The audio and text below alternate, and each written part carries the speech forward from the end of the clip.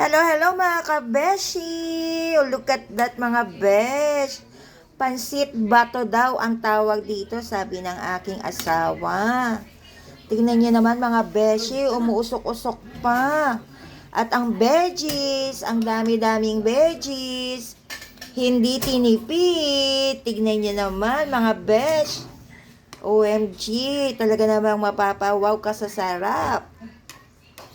Okay, tignan niyo yung sauce. Napaka-lapot. Grabe.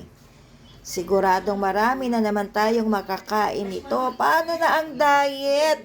Mga Lodi, paano na ang diet? Wala na ang diet. Ayan, oh, gulay pa lang. Hindi tinipid sa ingredients. Look at that. Diba?